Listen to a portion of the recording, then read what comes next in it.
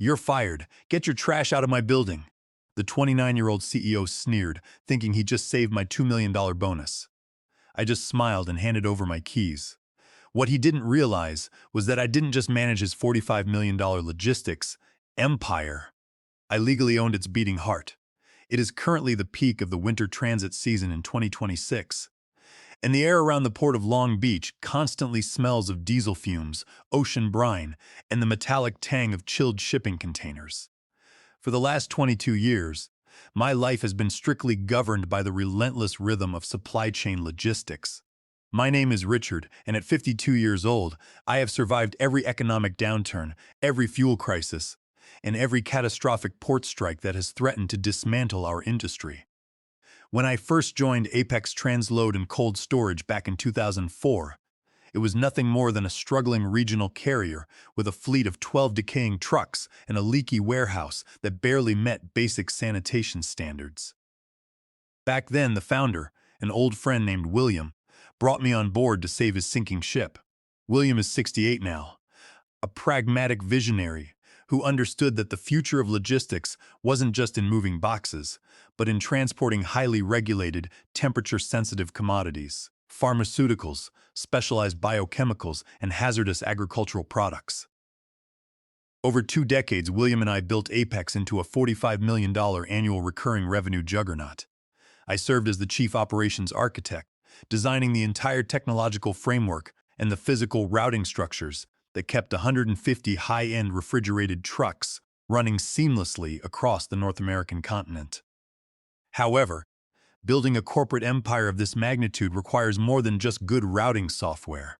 It requires navigating an incredibly dense web of federal regulations. Back in 2012, Apex faced a massive liquidity crisis. The bank refused to extend our credit line just when we needed to secure a critical 20-year master lease for a state-of-the-art deep-freeze warehouse right on the edge of the port of Long Beach. Furthermore, to legally transport our most profitable shipments, industrial-grade agricultural chemicals, we needed specific federal hazmat transit licenses governed by 49 CFR, paragraph 107601. Because Apex's corporate credit was heavily compromised at the time, I made a calculated risk. With William's blessing and full legal transparency, I formed an independent entity, Cold Chain Holding LLC. I used my own flawless personal credit and leveraged my personal assets to secure the port warehouse lease and the primary hazardous materials operating licenses. I then subleased the warehouse and sublicensed the operating rights back to Apex for a nominal fee of $1 a year. It was a handshake agreement formalized in steel-clad legal documents. As long as I was a full-time, W-2 executive employee of Apex, the sublease and the operational rights remained active. If my employment was terminated for any reason, the sublease would automatically default, and the federal licenses would immediately revert solely to my LLC, strictly forbidding Apex from utilizing them. For 14 years, this arrangement worked perfectly. William knew it, the original board knew it, and our dedicated drivers knew it. But everything changed 6 months ago. William suffered a severe stroke, forcing him into immediate medical retirement. His shares in the mantle of chief executive officer were abruptly handed down to his son, Bradley. Bradley is 29 years old, armed with an online MBA and a wardrobe entirely consisting of designer suits that cost more than my first car. He has never driven a truck, never stood on a loading dock at 3 a.m. in the freezing rain, and never personally filed a customs manifest.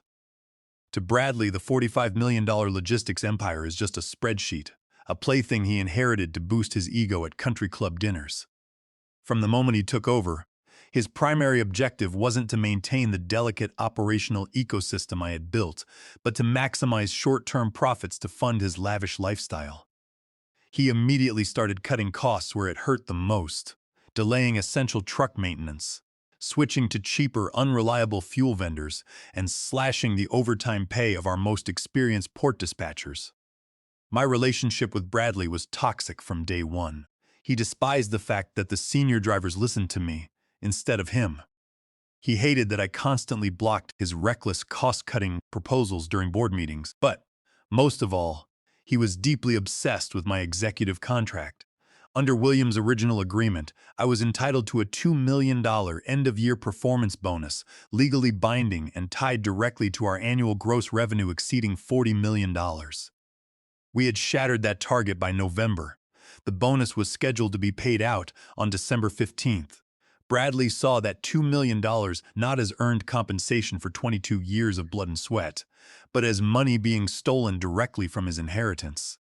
He began looking for any excuse to terminate my contract before the payout date. He scrutinized my expense reports, monitored my email timestamps, and even tried to micromanage my daily warehouse inspections. What Bradley fundamentally failed to understand was that a logistics network is not a spreadsheet. It is a living, breathing organism held together by legal threads and institutional knowledge.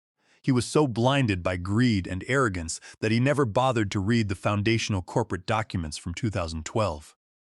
He didn't know about Cold Chain Holding LLC.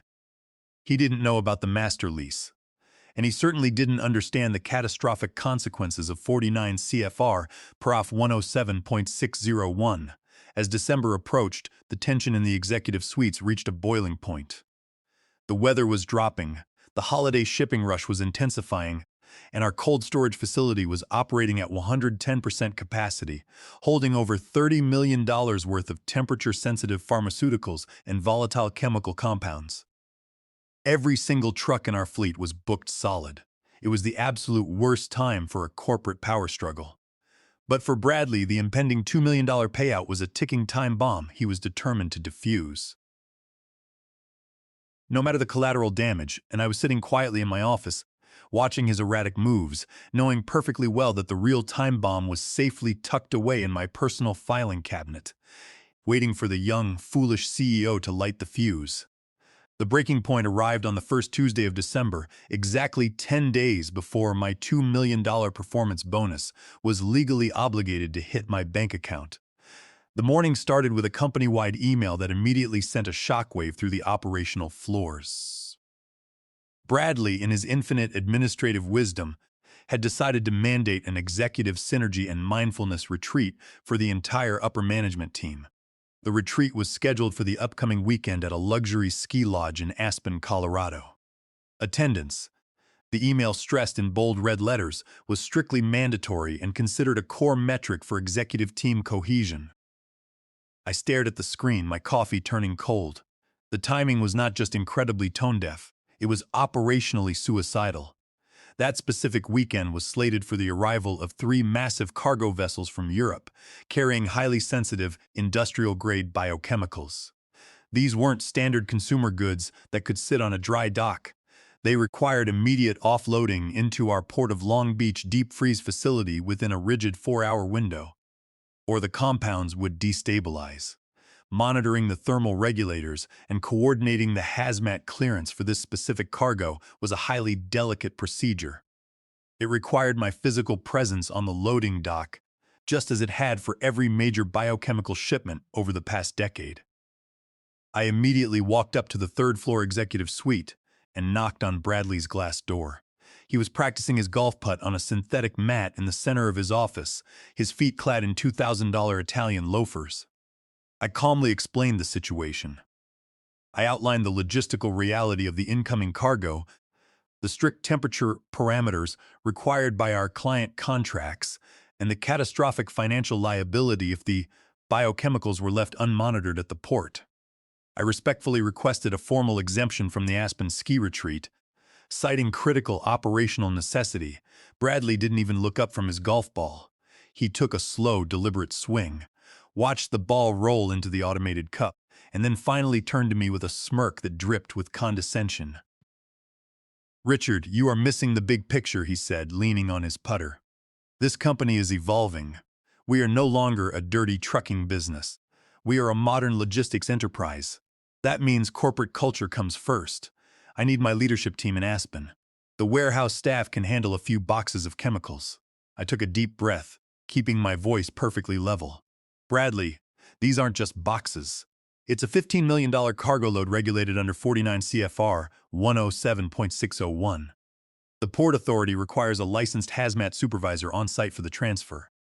The warehouse foremen are excellent, but they do not hold the required federal clearance credentials for this specific tier of hazardous materials. If I am not there to sign the customs manifest, the port will impound the containers. I cannot go to Aspen. Bradley's smirk vanished, replaced by a cold, calculating glare. He walked behind his massive oak desk, the desk his father had built this company from, and pressed a button on his intercom. "Sharon, bring in the paperwork," he said. Less than 30 seconds later, the director of human resources walked into the office, carrying a thin manila folder. She looked deeply uncomfortable, refusing to meet my eyes. "I've been waiting for this, Richard," Bradley said, his voice laced with venomous satisfaction. "Your constant insubordination and refusal to align with the new corporate culture is toxic to this enterprise.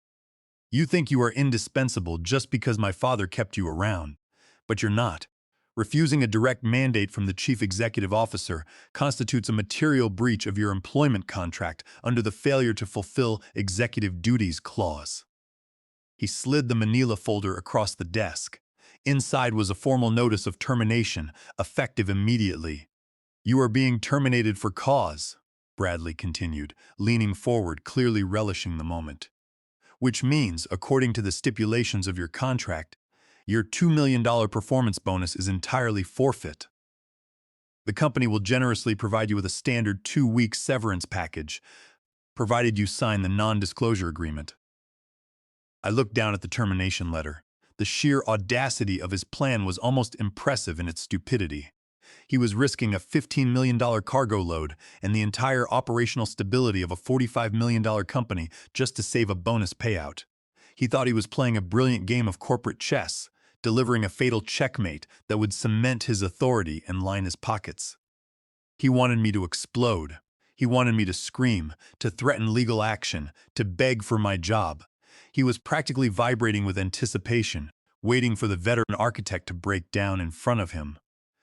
Instead, I reached into my breast pocket, pulled out my Mont Blanc pen, and carefully reviewed the document. I made absolutely sure that the box marked "Terminated for cause by employer" was clearly checked and signed by Bradley.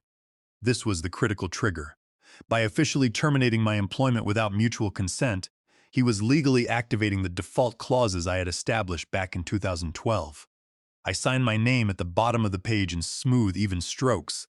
I capped my pen and placed it back in my pocket. I then unclipped my company ID badge, took my master key card off my belt, and placed them both neatly on top of the signed termination letter. "Understood," I said quietly. Bradley blinked, clearly taken aback by my complete lack of resistance. "That's it?" he scoffed, trying to mask his confusion with arrogance. "No fighting? No calling my father? Just giving up?" "You are the CEO, Bradley," I replied, my voice devoid of any emotion. "You have made a definitive executive decision regarding my employment. I acknowledge your authority to do so. I will pack my personal belongings and be out of the building before noon." "You're fired. Get your trash out of my building," Bradley sneered, his confidence returning as he thought he had won a total victory. I just smiled a subtle, knowing smile, turned around, and walked out of the executive suite. I didn't say a word to the HR director. I didn't make a scene in the hallway. I simply walked down to my office on the second floor, pulled a small cardboard box from the supply closet, and began packing my family photos and personal reference books. The entire process took less than 20 minutes. As I carried my box out through the main lobby, I saw Bradley watching me from the third-floor glass balcony, a triumphant grin plastered across his face. He honestly believed he had just saved $2 million. He had absolutely no idea that his signature on that termination letter had just severed Apex Transload and cold storage from its only legal right to operate. I walked out into the cold December air, placed my box in the trunk of my car, and pulled out my cell phone. It was time to make a few very important phone calls. Sitting in the driver's seat of my car in the company parking lot, I turned on the engine to get the heater going. But I didn't put the car in drive. Instead, I opened my laptop and connected to my personal mobile hotspot. It was 11:45 a.m. The wheels of corporate bureaucracy turn slowly, but federal regulatory systems operate with brutal, automated efficiency if you know exactly which levers to pull. My first phone call was to my personal corporate attorney, a sharp, meticulous lawyer named Eleanor, who had drafted the original Cold Chain Holding LLC structures back in 2012. I informed her that my W-2 employment with Apex Transload and Cold Storage had been officially terminated for cause by the CEO, effective immediately. I asked her to execute the default protocols we had outlined 14 years ago.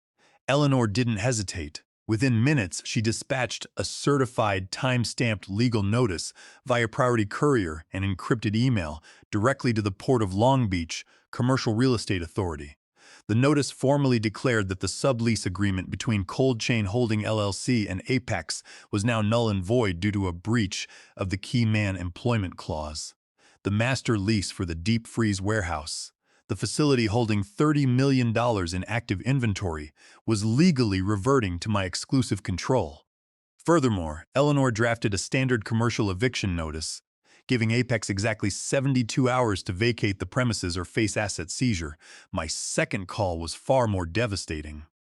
I logged into the Federal Department of Transportation's Hazardous Materials Registry portal. Under 49 CFR 107-601, any entity transporting specific tiers of biochemicals must have an active registered operator linked to their corporate DOT number. For Apex, that registered operator was Cold Chain Holding LLC.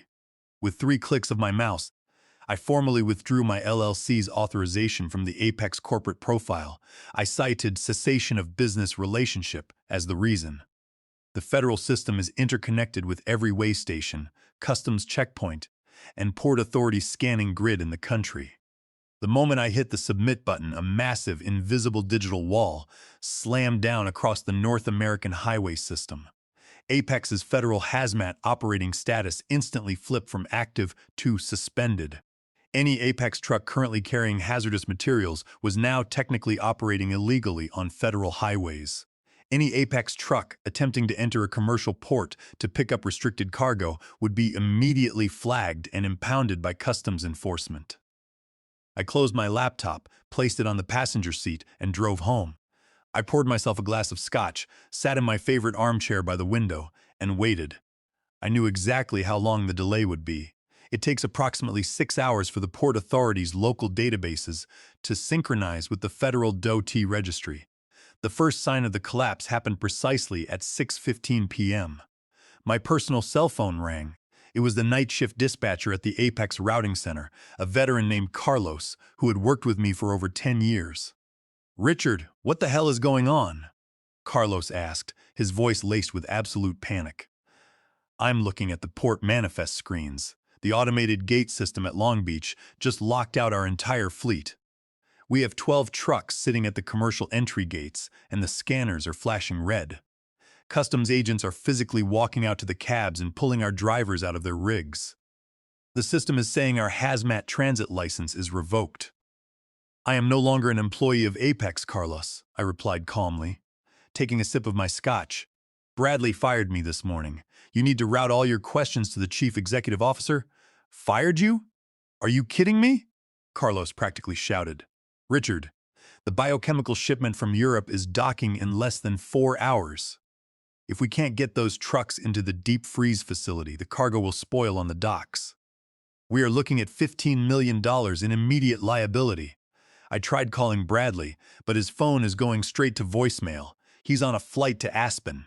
"I strongly suggest you keep calling him, Carlos," I said gently. "I wish you the best of luck." I hung up the phone and turned it off. I didn't need to hear the rest. I could perfectly visualize the sheer chaos erupting on the operational floor. Dispatchers frantically typing on their keyboards, drivers screaming over the radio network as highway patrol officers directed them into weigh station penalty boxes, and the massive European cargo ships slowly pulling into the harbor, carrying millions of dollars of volatile chemicals that currently had nowhere to go. While Bradley was sipping champagne in first class, completely oblivious to the impending disaster, his $45 million logistics empire was systematically dismantling itself. The federal suspension meant that clients tracking their freight through our portal suddenly saw massive red warning banners. Supply chain managers at major pharmaceutical companies were waking up to automated alerts that their critical cargo was being transported by an unlicensed Suspended carrier, the legal liability was astronomical. Uniform Commercial Code Graph 2302 strictly protects clients from unconscionable contract breaches, meaning every single delayed shipment was racking up thousands of dollars in compounding penalty fees by the hour. At 9 p.m., an automated email notification pinged on my tablet. It was a read receipt. The certified legal notice from Eleanor regarding the warehouse lease default and the 72-hour eviction mandate had just been opened by the Apex corporate legal department. The trap had fully snapped shut. The beating heart of the company had been surgically extracted, and the patient was rapidly bleeding out on the table. The only thing left to do was wait for the young CEO to finally land in Aspen, turn on his cell phone, and realize that his petty attempt to save a $2 million bonus had just cost him everything. The following morning, my phone remained off until exactly 9 a.m. When I finally powered the device on, the screen instantly froze as it struggled to process the sheer volume of incoming notifications. I had 147 missed calls, 82 urgent text messages, and a flood of priority emails. The vast majority of the communications were from the Apex Executive Board, the corporate legal team, and Bradley. At 9:05 a.m., the phone began vibrating in my hand. The caller ID flashed Bradley's private cell number. I let it ring 4 times before calmly pressing the accept button and putting him on speakerphone. "Richard, what the hell did you do?" Bradley screamed, his voice cracking with a mixture of raw panic and residual arrogance. I could hear the wind howling in the background. He was clearly standing outside the ski lodge in Aspen, completely isolated from his collapsing company. "Good morning, Bradley. I hope the executive mindfulness retreat is going well," I replied, taking a sip of my black coffee. "Cut the crap, Richard," he yelled. "My legal team just woke me up in a panic. They are telling me the Port of Long Beach has locked our trucks out of our own facility, and the Department of Transportation just suspended our federal hazmat operating license. We have a $15 million biochemical shipment rotting on the docks, and our clients are threatening to trigger breach of contract penalties under UCC paragraph 2302. Turn the licenses back on immediately. I am ordering you." "You can't order me to do anything, Bradley," I said smoothly. "You fired me yesterday morning, remember? You terminated my contract for cause, effective immediately, and ordered me out of your building. I am no longer an employee of Apex Transload and Cold Storage. Therefore, I have absolutely no authority, nor any legal obligation, to manage your logistical operation." "I am talking about the licenses, Richard. The corporate lawyers are saying the licenses and the warehouse lease aren't in the company's name. They are registered to some shell company called Cold Chain, holding—" Bradley was hyperventilating now. The reality of his colossal mistake was rapidly crushing his inflated ego. "It's not a shell company, Bradley. It's a fully registered, independent legal entity that I personally own and operate," I explained, leaning back in my chair. "Back in 2012, when your father's company was facing bankruptcy and couldn't secure the credit required to maintain our port operations, I leveraged my own personal assets to secure those federal licenses and the master lease for the deep freeze warehouse. I then generously subleased those assets back to Apex for $1 a year. It was a fail-safe mechanism to protect the company, heavily contingent on my active employment as a key executive. Your father understood this. The board understood this. The documents have been sitting in the corporate archives for 14 years. Silence stretched over the phone line, save for the bitter Colorado wind. I could almost hear the gears grinding in his head as the devastating truth finally settled in. "By terminating my employment for cause without mutual consent," I continued, my tone cold and clinical, "you explicitly breached the key man employment clause of the sublease agreement. The rights to the federal hazmat licenses and the physical warehouse automatically reverted back to my LLC. Apex is currently trespassing on my property, which is why my attorney served your legal department with a 72-hour commercial eviction notice last night." You can't do this," Bradley stammered, his arrogance rapidly dissolving into sheer desperation. "This is extortion. I'll sue you into the ground. I'll have you arrested for corporate sabotage." "You can certainly try, Bradley, but you will lose, and you will lose publicly," I replied. "Every single document is ironclad, signed, and countersigned by your own father and the original board of directors. There is no sabotage. There is only contract law. You wanted to save a $2 million bonus payout by firing me on a technicality. In doing so, you willingly severed the company from its core operational assets. You didn't just shoot yourself in the foot, you blew both your legs off. Please, Richard, Bradley pleaded, his voice dropping to a pathetic whine. The biochemical clients are threatening to pull their entire portfolios. If we lose the port facility and those contracts, the company will be insolvent by Friday. My father will kill me. What do you want? I'll reinstate your job. I'll authorize the $2 million bonus right now. Just turn the licenses back on. I don't want my job back, Bradley. I have absolutely no interest in working for a petulant child, I said, looking out my living room window at the quiet suburban street. But I am a businessman, and I am willing to negotiate the sale of Cold Chain Holding LLC and all its associated assets, including the federal licenses and the master warehouse lease, directly to Apex. Fine. How much? He asked frantically. The valuation of the warehouse lease, factoring in the current market rates at the Port of Long Beach, combined with the expedited transfer of federal hazmat credentials, is substantially higher than my original bonus, I stated clearly. My asking price for the complete acquisition of Cold Chain Holding LLC is exactly $8 million, payable immediately via wire transfer. Additionally, you will formally retract my termination for cause, recategorizing my departure as a mutually agreed corporate buyout, with a full waiver of any non-disclosure agreements. $8 million. Are you insane? Bradley gasped. We don't have that kind of liquid capital just sitting around. Then, I suggest you call your father and explain exactly why you need to liquidate his personal stock options to save the company he spent his entire life building. I said coldly, you have exactly 24 hours before the Port Authority begins physically towing your trucks out of my facility and auctioning off the abandoned cargo to cover the federal fines. The clock is ticking, Bradley. I ended the call and blocked his number. The next 12 hours were a masterclass in corporate panic. While I enjoyed a quiet lunch at my favorite seafood restaurant down by the marina, the executive suite at Apex Transload and Cold Storage was burning to the ground. My attorney, Eleanor, handled all incoming communications, steadfastly refusing to negotiate the terms of the buyout. It was $8 million, unconditionally, or the commercial eviction would proceed, and the federal hazmat licenses would remain permanently revoked.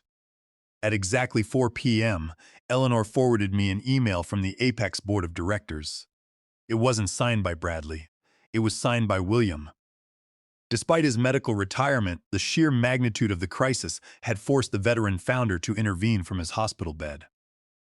William had always been a ruthless businessman, but he was also a pragmatic one. He knew immediately that Bradley had made a fatal error, and he understood that the $8 million buyout was vastly cheaper than allowing the $45 million company to collapse into bankruptcy under the weight of catastrophic client lawsuits and federal DOT fines. By 6:30 p.m., my phone buzzed with a secure notification from my banking app. An incoming wire transfer of exactly $8,000 had successfully cleared and settled into my primary account. A few minutes later, Eleanor confirmed that she had received the fully executed buyout contracts. As stipulated, my termination had been officially scrubbed from the corporate records, replaced by a highly lucrative mutual severance agreement. The non-disclosure clauses were entirely waived, meaning I walked away with complete financial freedom and zero legal restrictions. With the funds secured and the paperwork finalized, I authorized Eleanor to formally transfer the ownership of Cold Chain Holding LLC, along with the master warehouse lease and the federal operating licenses, directly to the Apex corporate entity. The digital lockout was lifted. The automated gates at the Port of Long Beach finally opened, and the stranded trucks slowly began rolling into the deep freeze facility, narrowly avoiding the total spoilage of the $15 million biochemical cargo. The immediate crisis was averted, but the internal fallout at Apex was absolute. The following morning, I received a text message from Carlos, the night shift dispatcher. He informed me that an emergency board meeting had been convened at dawn. William, leveraging his majority voting power, had mercilessly stripped Bradley of his chief executive title. The young, Arrogant Air was publicly humiliated in front of the entire management team and permanently demoted to a junior administrative role with zero operational oversight.